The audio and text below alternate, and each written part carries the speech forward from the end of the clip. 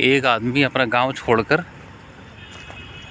दूसरे गांव में रहने के लिए गया तो कई सारे गांव मिले रास्ते में। तो एक गांव के बाहर एक मंदिर था, वहाँ पे एक बूढ़े आदमी बैठे हुए थे। तो उस जो आदमी कोई गांव में बसने के लिए जगह ढूंढ रहा था, तो वो जब पहुंचा वहाँ पे तो उसने उन बूढ़े बुजुर्ग आदमी से पूछा कि बताइए कि इस गांव के लोग कैसे हैं, मुझे जगह चाहिए रहने के लिए, मैं अपने गांव छोड़ के आया हूँ, यहाँ पे कोई अच्छा सा गांव ढूंढ रहा हूँ जहाँ अच्छे लोग हो, वहाँ उनके साथ में रहने के लिए मैं आया हूँ। तो वो बुजुर्ग आदमी ने पूछा कि पहले मेरे एक सवाल का जवाब दोगे, जिस गांव से तुम यहाँ पे आ रहे हो, जिस अपने गांव छोड़ के तुम यहाँ पे आ रहे हो रहने के लिए, पहले तो मुझे ये बताओ कि वो गांव, उस गांव के लोग कैसे थे। तो वो बहुत गुस्से में आ गया और उल्टा परेशानी में होकर बोलने लगा कि अरे उस गांव के लोग बहुत दुष्ट थे, पाखंडी थे, धोखेबाज लोग थे, चोर थे, लुटेरे थे, किसी का भी सामान उठा ले आते थे, परेशान करते थे, धोखा देते थे, झूठ बोलते थे। तो फिर बुढ़ऊ ने फिर कहा कि इस गांव के लोग उस गांव के लोगों से भी ज़्यादा बुरे हैं, चोर हैं, पुचक्के हैं, लुटेरे हैं, दुष्ट हैं, गुंडे हैं यहाँ के लोग। ये गांव तुम्हारे रहने लायक नहीं है। ये गांव से तुम बिना गांव में जाए तुम यहीं से वापस अपने कदम ले जाओ। ये गांव तुम्हारे रहने लायक नहीं है। जिस गांव छोड़ के आए हो उससे ज़्यादा गंदे और उससे भी ज़्यादा जो है उद्दंड लोग इस गांव में रहते हैं। चला गया वापस वो। फिर क्या हुआ कि कुछ दिन बाद फिर जो है एक आदमी और घूमता घामता आया कि भैया कि जो है हमें भी रहने के लिए गांव चाहिए, हम भी अपने गांव छोड़ के आए हैं।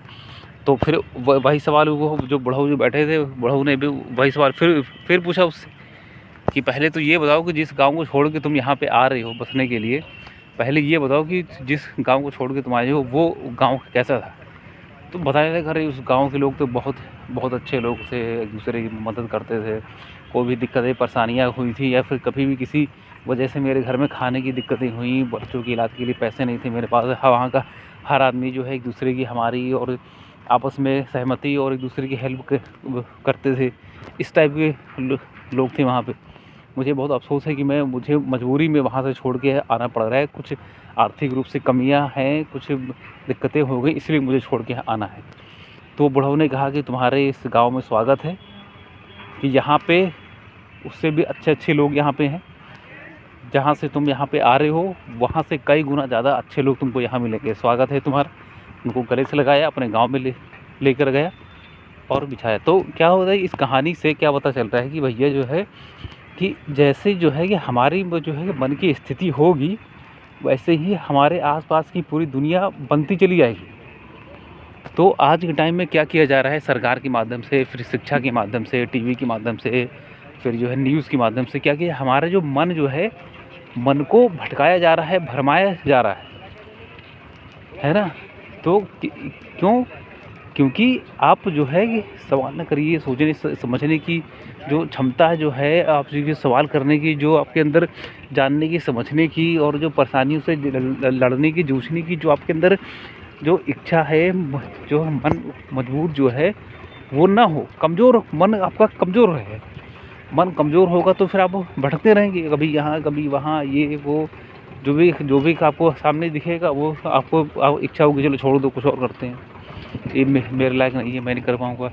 तो क्या किया जा रहा है कि आदमी के मन को कमज़ोर किया जा रहा है कि जो सत्ता में लोग जो बैठे हैं वही कुछ करेंगे आपके लिए, विदेशी कंपनियां हैं वही जॉब देंगी आपको। तो ये सब सोची समझी गई साजिशों के तहत हमारे बच्चों को और हमारे और माँ बाप को ब्रेन वॉश किया जा रहा है, ताकि आप सवाल न करिए।